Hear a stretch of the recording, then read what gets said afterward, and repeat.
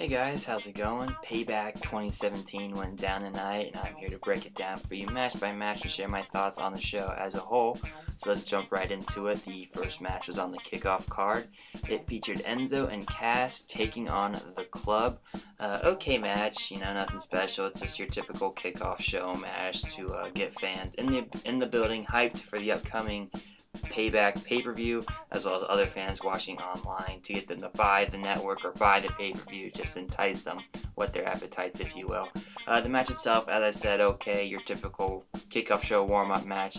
Enzo and Cass got the win here. I thought for sure the Club would win, but Enzo and Cass picked up the win. And it's just shocking to me to see how far both of these teams have fallen. When they both debuted on the main roster, they were white hot, and they've just fallen down the ranks, being relegated to the kickoff show. And I don't think this rivalry is over. The tag team championship picture is kind of set in stone for the moment, so Enzo and Cass and the Club need something to do, so I think they'll just keep butting heads until the tag team championship picture has an opening. The next match was on the official Payback card, and it was my favorite match of the night. It was Chris Jericho versus Kevin Owens for the United States Championship. Now, heading in this match, I thought this rivalry had the best storyline, the best build-up, and two of the best workers in the company going at it, so you can't go wrong there. And a shocking finish, Chris Jericho actually regained the United States Championship by making Kevin Owens submit to the walls of Jericho. I thought for sure that Chris Jericho was going to lose this match to Kevin Owens and then go on tour with his band Fozzy. I think he's scheduled to leave the company soon. I thought it was going to happen that night. That did not happen. Jericho wins the U.S. Championship via submission, and as a result of him winning the United States Championship, he is now a member of the SmackDown roster. That gives the Blue Brand some much-needed star power. Aside from, I guess now Jericho, you only had Owens, Nakamura, Styles, Zayn, and Randy Orton. And those are your top 5 guys, and other than that, Rusev is going to be out for a while, so you really had nobody on the Blue Brand to represent. And the New Day hasn't even debuted yet. WWE's holding off their debut, I guess, until Kofi Kingston comes back. So Jericho moving over to the SmackDown brand gives the brand some much-needed star power. And I'm thinking he's going to stick around until Backlash. I think he'll lose the title at Backlash, then go on tour. But I could also see WWE having a Kevin Owens vs. Chris Jericho rematch on SmackDown this Tuesday, because it looked like they were building up to AJ Styles versus Kevin Owens, with Styles being the number 1 contender for the United States Championship. So I could definitely see Owens regaining the United States Championship from Chris Jericho on SmackDown, and then beating him up real bad and sending Jericho packing so he can go on tour. But as for now, I have two theories. Either Owens is gonna win the belt back on Tuesday, this Tuesday on SmackDown, send Jericho packing, or Jericho's gonna stick around until Backlash and then lose the championship at that pay-per-view. Following that match, it was the Cruiserweight Championship match between Austin Aries and Neville. I thought Aries was going to win here. I was wrong. Well, he did win. It was via disqualification. So Neville was still the Cruiserweight Champion. So WWE is still playing up the chase mode. Aries chasing down the title on Neville. So it's a good storyline so far. The Cruiserweight division hasn't really been doing much, but Neville and Aries have kind of put the division on their back since Aries returned to the division. And hopefully Aries, I think he'll probably win the Cruiserweight title at the next Raw pay-per-view. Neville, he's a good bad guy, but I mean, his king shtick's kind of getting old, and I'd really like to see Aries get the win. I'm a big Austin Aries fan, so seeing him get the Cruiserweight Championship would be really cool. But for tonight, he does win, but it's disqualification, so Neville is still your Cruiserweight champ. The next match on the card was Sheamus and Cesaro taking on the Hardy Boys for the Raw Tag Team Championships. This was a brutal, hard-hitting match. Fun to watch. Jeff Hardy lost a tooth. This is how hard-hitting the match was. And in the end, Jeff Hardy ends up hitting the Swanton on Sheamus, who thought Matt Hardy was the legal guy. He's pinning Matt Hardy, and then Jeff Hardy, who's actually the legal man, hits the Swanton on Sheamus, pins him for the win, and the Hardy Boys successfully retained their tag team championships. But after the match, the big story here, Sheamus and Cesaro attack the Hardys. They lay out both Jeff and Matt, and hopefully this is enough to finally break the Hardy Boys. There were a lot of broken chants from the crowd during the entire match, and this assault could hopefully awaken broken Matt Hardy and Brother Nero, and we could finally get their broken characters in WWE, which would be fantastic. I think this assault tonight planted the seeds for that to happen. So tune in Monday to see if we get if we get the broken Matt Hardy and Brother Nero characters. I would just love to see that happen. And as I said, tonight though, the winners, Matt Hardy and Jeff Hardy, successfully retained their tag team titles. But it could be Brother Nero and broken Matt Hardy tomorrow. After that, it was the Women's Championship match. Alexa Bliss challenging Bayley for her Raw Women's title. And I thought for sure Bliss was going to win this because it was in Bayley's hometown. And Bliss for sure did win the match. Really fun match to watch. Best Raw Women's Division match I've seen in a while. Bliss looked good here. Bayley looked good here. And with it being in Bayley's hometown, on a pay-per-view, you knew she was going to lose. That's pretty much how WWE always does it. They always have the hometown favorite lose, and tonight was no exception. Bliss gets the win after ramming Bayley's head into the ring post. Then she hits her with the DDT and gets the win. And it's the first woman ever since the 2016 brand split to win both the SmackDown Women's Championship and the Raw Women's Championship. And she is a really good heel in my opinion, so it should be fun to see her with the belt and seeing all the faces try and chase her. The only thing that did not happen tonight with this match that I thought for sure would, I thought Banks was going to turn on Bayley tonight and cost her the belt.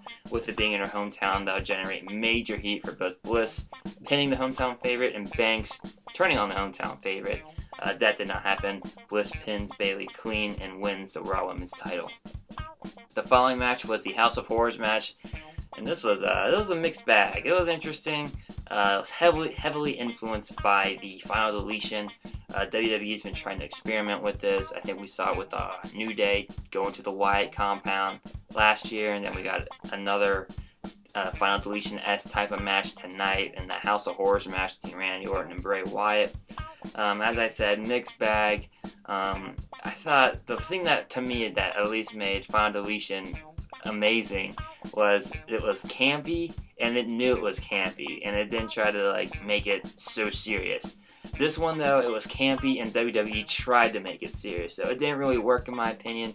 The fact that the Final Deletion knew it was campy and played it up worked. This one, campy, trying to make it not seem campy, did not work in my opinion. And it was kind of a weird stipulation. So it started at this house, this random house that Bray Wyatt had. Him and Orton are battling in the house. They get into the kitchen, and Wyatt dumps a refrigerator on Orton and gets back into the same limo that Orton pulled up to the match in, or to the house in, and starts to drive to the arena. And before they showed the house, the announcer said the only way to win this match was by pinfall, submission, or forfeiture. So it looks like Wyatt's going to win this match via forfeit because he's going to get to the arena because Orton's stuck under a refrigerator back at the house. He gets to the arena, makes his way to the ring, and then apparently Randy Orton has the same powers as Bray Wyatt because he magically appears in the arena. They start brawling, and it looks like Orton's going to win because he hits the RKO on Bray Wyatt. But the Bollywood Boys and Jinder Mahal, they interfere on Wyatt's behalf. They actually cost Orton the match. Wyatt hits, I think he hit the Sister Abigail, and Orton picks up the win. So Wyatt gets the win, but he doesn't really look that strong. He almost loses his own match. And the whole concept was just very, very odd. As I said, it was campy, but I was trying not to be campy. So it just didn't really mesh well. WWE's still trying to figure out how to do that Final Deletion type of segment. And the Wyatt versus Orton rivalry is finished. And the Orton-Mahal rivalry got a much-needed adrenaline shot.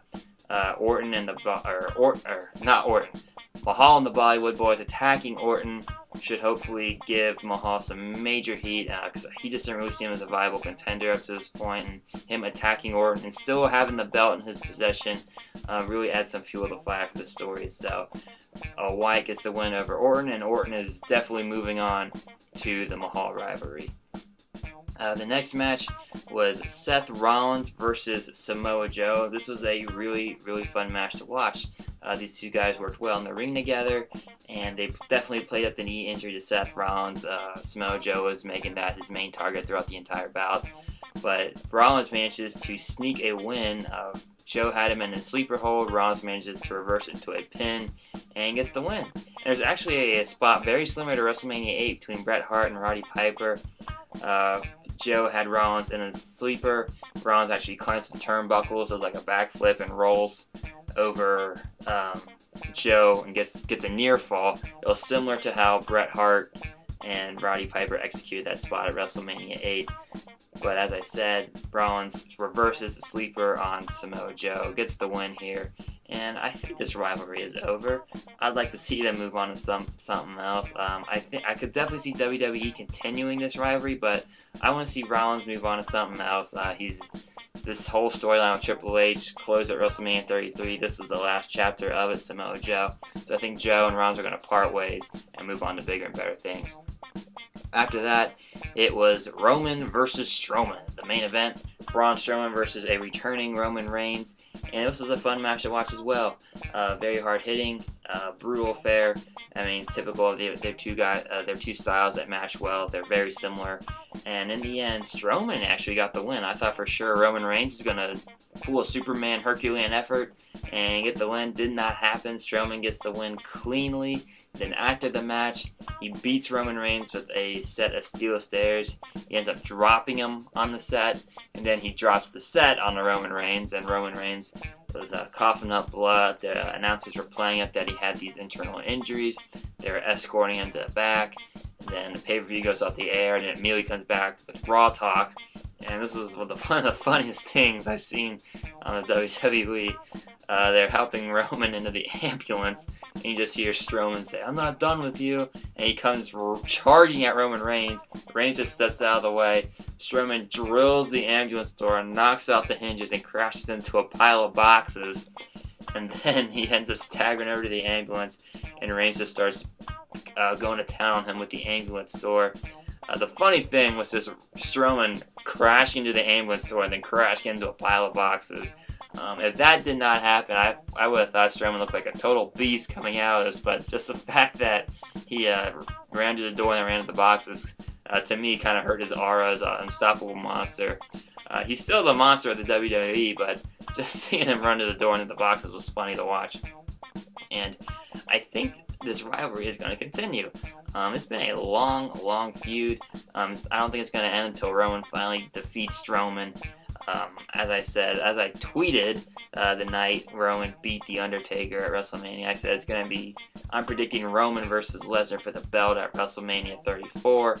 So I guess they're trying to rebuild Roman Reigns again, having him constantly getting beat down by Strowman until he finally beats Strowman, and then he'll beat Lesnar at WrestleMania.